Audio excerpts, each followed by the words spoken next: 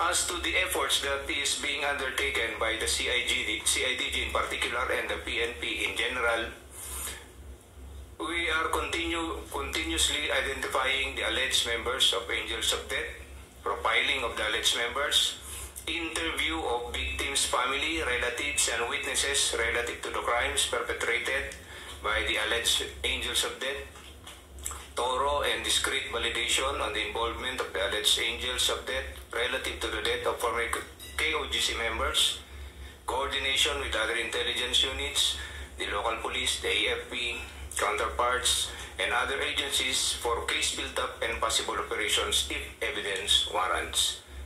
And next is continuous monitoring and gathering of information and submission of development report as obtained. Now, ma'am, I would like to bring your attention to the diagram being shown in this slide.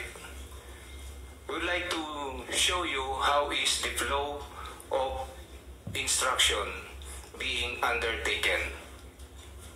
Of course, as we all know, that the KOGC is a structured organization, but this one, it is not a structured organization. Kaya yung Angels of Death, ma'am, is just the term that is being used. But it is not an organization. It is how, in this diagram, how the instruction is being relayed or being followed by the members. Well, of course, on the right corner, as you can see, is Pastor Apollo Kipuloy. Based on that diagram, Madam Chairman, there are 4 na kanyang pinagkakatiwalaan ng kanyang mga instruction. Si Mr. B, of course, Mr. Crescente Canada, si Ingrid Canada, at saka si Pastor Acobo, based on the diagram. Yan, ma'am, yung 4 na mga pinagkakatiwalaan niya as of now, base doon sa mga nakukuha nating mga interviews and affidavits na nakuha natin. So, yan ang lumalabas sa ating structure. Now, ma'am, in relation to the punishments being undertaken on some deaths also, but we are not saying that they are the perpetrators. That's why, on the words of our director, we are on case build-up. We have to gather evidence so that we can prove the objectives that we wanted, to prove the whatever crimes that was committed. Those are the circumstances. To explain further, ma'am, the diagram. If you see on the diagram, most of the instructions is coming from Ingrid Canada. However, if you look into the diagram, dotted lines po siya, ma'am. So meaning, she gives the instruction, however, they need confirmation from Crescente Canada. That is why there is a solid line coming from Crescente Canada. So, hindi pwedeng si Ingrid lamang po yung magbibigay ng instruction at siya lang din po yung susundin. So, manggagaling, i-confirm din po nung mga 1 to 12 na yan and more kay Crescente Canada.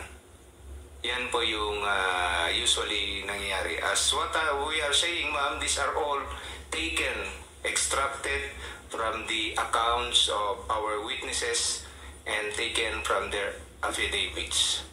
Hindi ito invento.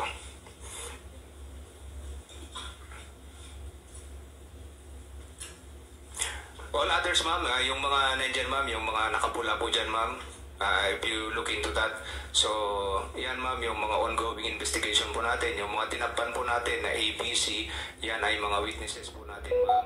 And with indulgence of the committee, Madam Chairman, since this is an ongoing investigation and we're looking into some evidence before we can file a case before the court of law, yan po lang muna yung maipapakita natin sa ngayon, ma'am.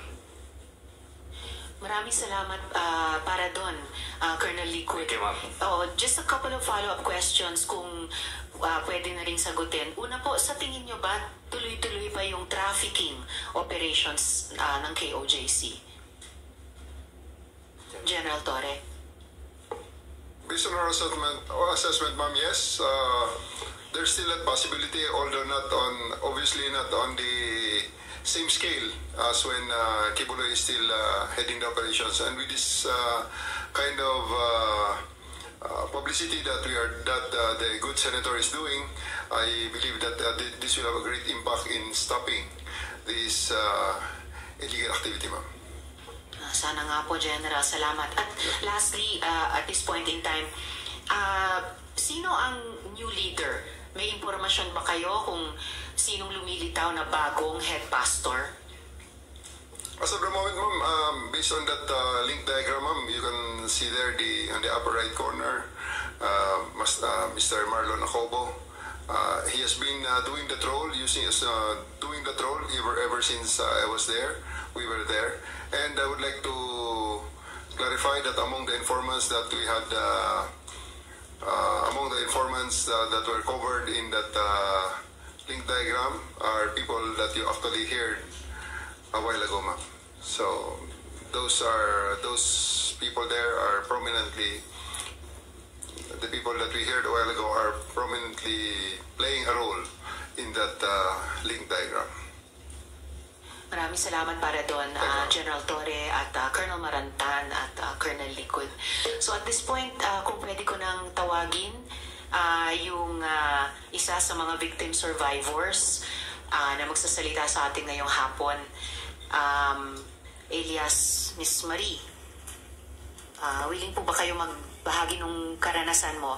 Briefly, pero ano yung pinaka-importanteng yung kwentong buhay mo na gusto mong sabihin sa aming komite? You have the floor. Good afternoon, Madam Chair, Senator Risa Ontiveros, and everybody present in this hall. Ako, alias Marie Josephine, Filipino, nasa legal na edad at naninirahan sa Davao City. Matapos na makanumpa na naaayon sa batas ay malaya at kusang loob na naglalahad ng mga sumusunod. Ako ay dating miyembro ng Kingdom of Jesus Christ o KOJC simula nung ako ay grade 5. Naging miyembro ako ng KOJC dahil in-endorse ako ng aking mama matapos siyang maging avid televiewer ni Pastor Kibuloy sa kanyang mga programa at enrollment iyon ng pasukan. Ayon sa kagustuhan ng mama ko, napagdesisyonan niyang ilagay ako sa KOJC para mapunta ako sa safe environment kasi natatakot siya na may mangyari raw masama sa akin kasi may itsura daw ako. Sa pagkakaalala ko, noong June 2013, dinala ako ng mama ko sa KOJC. Nag-attend kami ng Thanksgiving and Worship presentation sa KOJC Cathedral. Napaka-welcoming ng mga membro ng KOJC sa amin kasi kusa naman kaming nag-attend ng service worship nila. Sa pagkakataong iyon, nakuha namin ang atensyon ni Nelly Canada na sa pagkakaalam ko ay may mataas na katungkulan sa Jose Maria College o JMC bilang Dean o Administrator. Pagkatapos ng worship, in-invite kami ni Mama na ipakilala kay Kibuloy sa dating Victoria's Building kung saan doon kumakain si Kibuloy at malalapit sa kanya pagkatapos ng worship.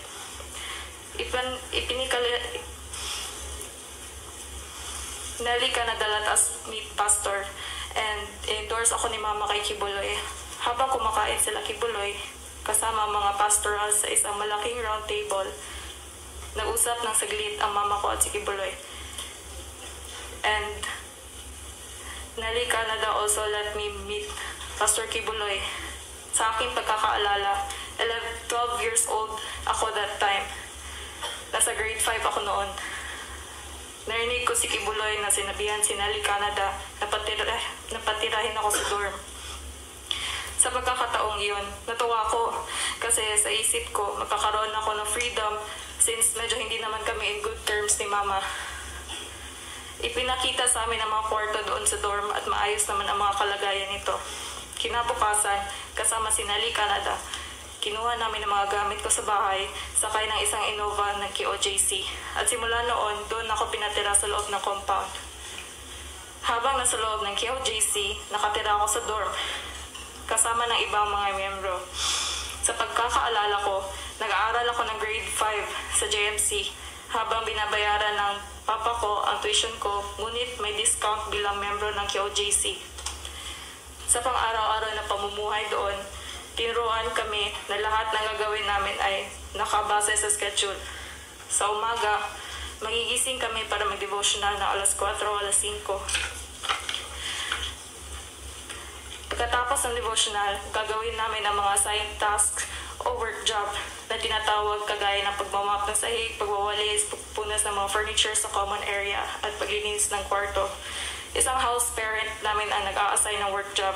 Naalala ko din na kapag gusto namin lumabas ng compound, madaming dadaan ang proseso at hindi sa lahat ng pagkakataon ay mapapayagan lumabas ng compound. Noong senior high ako, pinalipat ako sa ibang quarters kung saan nakatira ang isang leader na kasama ko. Sa panahong ito, nagsisilbi na ako bilang member ng choir. Kalaunan, na-assign ako sa pastoral department. Meron pa din akong work job at minsan nag-serve ng pagkain ni pastor. Sa panahon iyon, napapansin ko parati niya kasama sa kainan si Stephanie Ibarra, na isa ring pastoral sa inner circle.